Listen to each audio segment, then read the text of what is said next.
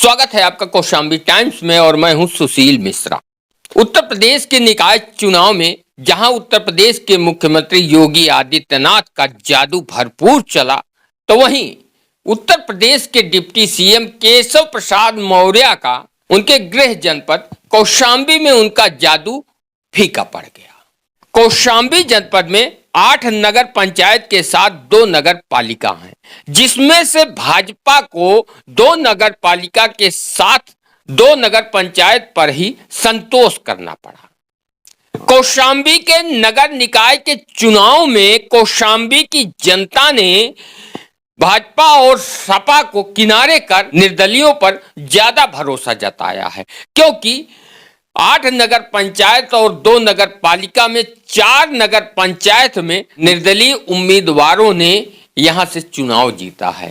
और उत्तर प्रदेश में पहली बार अरविंद केजरीवाल की पार्टी आप का कौशाम्बी जनपद से खाता खुला है। आप लोगों को बता दें कि नगर पंचायत सराय अकिल में आपके प्रत्याशी अनूप सिंह को जीत हासिल हुई। समाजवादी पार्टी की अगर बात की जाए तो समाजवादी पार्टी कौशाम्बी जनपद में सिर्फ 1 नगर पंचायत की सीट जीतने में कामयाब हुई। 2022 में जब उत्तर प्रदेश में विधानसभा चुनाव हुए थे तो समाजवादी पार्टी ने कौशाम्बी जनपद की 3 विधानसभा सीटों को जीता था।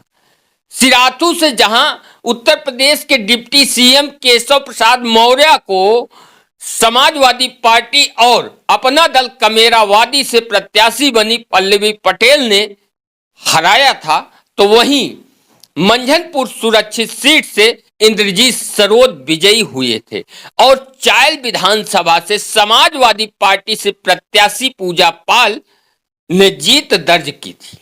फिर ऐसा क्या हो गया कि 1 साल बाद ही निकाय चुनाव में समाजवादी पार्टी कौशाम्बी जनपद में हाशिए पर चली गई। कभी बसपा के कद्दावर नेता रहे इंद्रजीत सरोज, जो कि इस समय समाजवादी पार्टी में राष्ट्रीय महासचिव हैं, लेकिन अपने ही गृह जनपद में निकाय चुनाव में समाजवादी पार्टी से केवल 1 सीट पर प्रत्याशी को जिताने में कामयाब हुए। आखिर इंद्रजीत सरोज, जिन्हें कौशाम्बी जनपद के लोग प्यार से मंत्री जी कहते हैं, मंत्री जी का जादू कहां चला गया?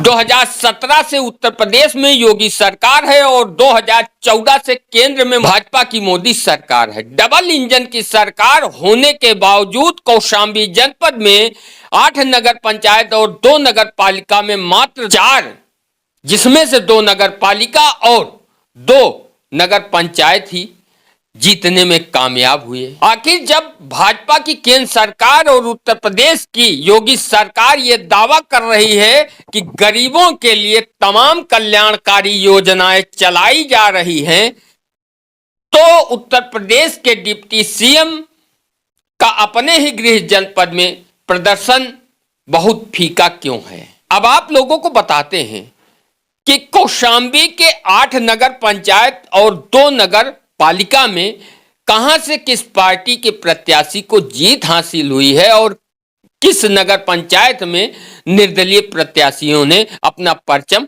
लहराया है। क्रमवार बताएंगे और उसके बाद बताएंगे कि आखिर डिप्टी सीएम और समाजवादी पार्टी के राष्ट्रीय महासचिव इंद्रजीत सरोज और पल्लवी पटेल का जादू क्यों नहीं चला, पूजा पाल क्यों फेल हो गई। तो चलिए देर न करते हुए आप लोगों को बताते हैं कि कहां से कौन जीता है। आइए बात करते हैं। मंझनपुर नगर पालिका है और मंझनपुर नगर पालिका से भारतीय जनता पार्टी के उम्मीदवार बने वीरेंद्र फौजी ने जीत दर्ज की है। यहां पर समाजवादी पार्टी से प्रत्याशी बने राम सुरेमन तीसरे नंबर पे थे। वीरेंद्र फौजी पहले नंबर पर और दूसरे पायदान पर बसपा से प्रत्याशी बने दशरथ सरोज थे। आप लोग सोच सकते हैं कि कौशाम्बी जनपद कभी बसपा का गढ़ थी, लेकिन आज बसपा पूरी तरह से यहां पर गायब हो चुकी है। अब बात करते हैं भरवारी नगर पालिका की।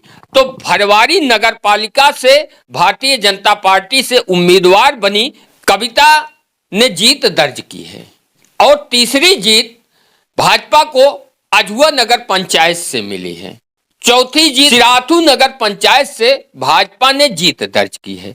यहां से नगर पंचायत अध्यक्ष बने हैं राजेंद्र प्रसाद उर्फ भोला।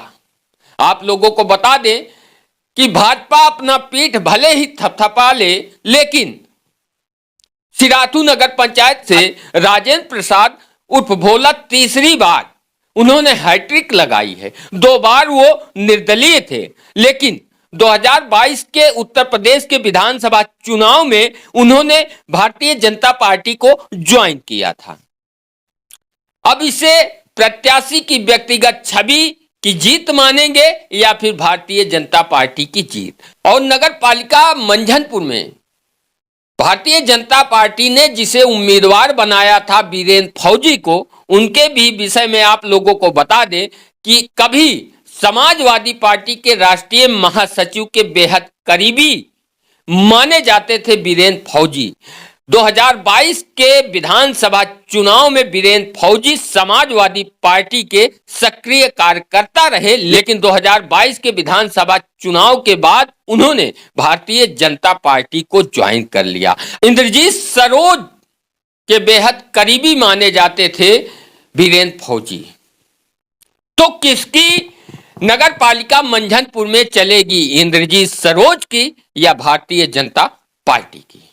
अझुआ से भी जिस प्रत्याशी ने भारतीय जनता पार्टी से जीत दर्ज की है वो भी कभी समाजवादी थी। और जैसा कि सभी लोगों को पता है कि जब सत्ता जिसकी होती है तो उसी पार्टी में ज्यादातर लोग शामिल हो जाते हैं, पुरानी पार्टियां छोड़ देते हैं, क्योंकि सत्ता की मलाई तो सभी को चाहिए। अब बात करते हैं कौशाम्बी के 4 नगर पंचायतों में जहां पर निर्दलीयों ने बाजी मारी है। उनमें से हैं कड़ाधाम नगर पंचायत की सीट, जहां पर निर्दलीय रागनी देवी ने जीत दर्ज की है।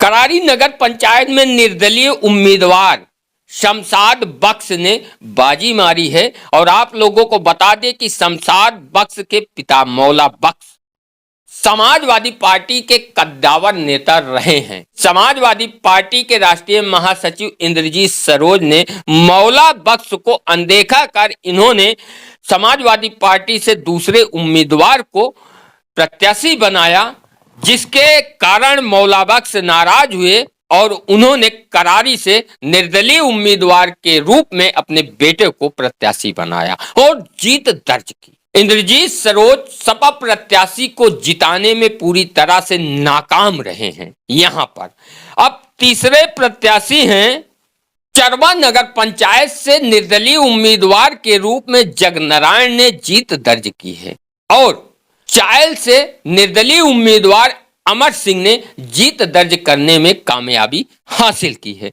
पूरब पश्चिम सरीरा से समाजवादी पार्टी की एकमात्र प्रत्याशी तारा देवी ने जीत दर्ज कर। बात करते हैं अरविंद केजरीवाल की पार्टी आप सराय अकील में खाता खुला है और जीतने वाले हैं नगर पंचायत अध्यक्ष पद के लिए अनूप सिंह। ये आपकी जीत नहीं है, ये व्यक्तिगत अनूप सिंह की छवि है, जिसके कारण सराय अकील की जनता ने अनूप सिंह को चुना। इस एक सीट जीतने से अरविंद केजरीवाल अपनी पीठ थपथपा सकते हैं, क्योंकि पहली बार उत्तर प्रदेश में अरविंद केजरीवाल की पार्टी का खाता खुला है। फिर यहां पर भारतीय जनता पार्टी का जादू क्यों नहीं चल रहा है? इंद्रजीत सरोज क्यों फेल हो रहे हैं? पल्लवी पटेल जो कि सिराथू विधानसभा से विधायक, लेकिन अपनी ही विधानसभा के नगर पंचायत सिराथू की सीट बचाने में पूरी तरह से नाकाम रही। और चायल से समाजवादी पार्टी की विधायक पूजा पाल भी सपा के खाते में एक भी निकाय चुनाव की सीट नहीं डाल पाई। उसका कारण क्या है? 2017 से भले ही उत्तर प्रदेश में भाजपा की सरकार हो और मुख्यमंत्री योगी आदित्यनाथ हो, लेकिन भारतीय जनता पार्टी का कौशाम्बी में जो संगठन है वो बेहद ही कमजोर है। गिनती के लिए यहां पर कार्यकर्ताओं की लाइन लगी है, लेकिन ऐसा कोई भी कार्यकर्ता जुझारू नहीं है जो आम जनता से जिसका सीधा संपर्क हो। डिप्टी सीएम केशव प्रसाद मौर्य जब कौशाम्बी जनपद में आते हैं तो यहाँ भारतीय जनता पार्टी के कार्यकर्ता हजारों की संख्या में उनका फूलमाला से स्वागत करने के लिए पहुंच जाते हैं। उनके साथ फोटो खिंचाकर सोशल मीडिया में अपलोड कर देते हैं और अपने आप को भारतीय जनता पार्टी का कार्यकर्ता बताते हैं। लेकिन डिप्टी सीएम केशव मौर्य के जाने के बाद ही वो कार्यकर्ता, जिनके अंदर डिप्टी सीएम केशव मौर्य के रहने पर भरपूर ऊर्जा दिखाई देती है, वो गायब हो जाती है। अब बात करते हैं समाजवादी पार्टी के राष्ट्रीय महासचिव इंद्रजीत सरोज की। 2022 में जब उत्तर प्रदेश के विधानसभा चुनाव हुए थे तो इंद्रजीत सरोज मंझनपुर से विधायक बने, क्योंकि इसके पहले 2017 में इंद्रजीत सरोज हार गए थे भारतीय जनता पार्टी के उम्मीदवार लाल बहादुर से। लेकिन 2022 के विधानसभा चुनाव में एक बार पुनः इंद्रजीत सरोज विधानसभा सीट मंझनपुर जीतने में कामयाब हुए। लेकिन जैसे ही विधानसभा के चुनाव खत्म हुए, मंत्री जी गायब हो गए। वो केवल अपने कार्यकर्ताओं तक ही सीमित रहे। सिराथू से विधायक बनी पल्लवी पटेल अपने विधानसभा क्षेत्र में प्रॉपर बनी रहती हैं, मेहनत भी करती हैं, लेकिन अपने प्रत्याशी को जिताने में नाकाम रही।